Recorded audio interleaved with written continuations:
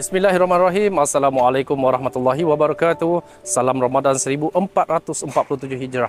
Alhamdulillah, kami dari Host Unity Alumni Malaysia kini mengadakan majlis berbuka puasa bersama anak yatim, tahfiz dan asnaf.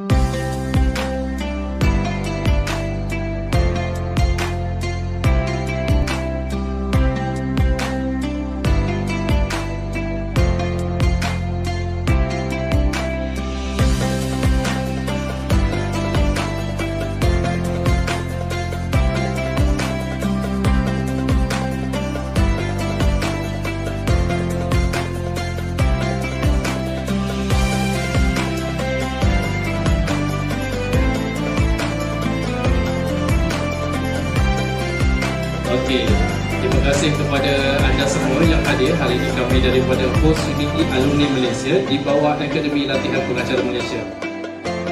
Kepada anak-anak sekalian, hari ini hari Ahad di sekolah. Jangan tidur lewat. Itulah pesanan dari saya.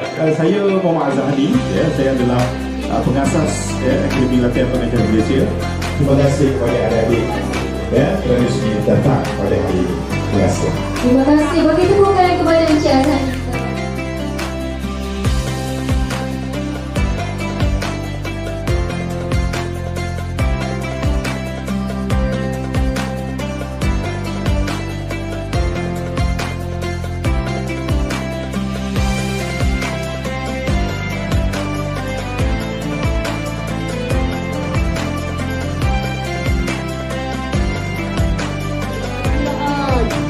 Terima kasih.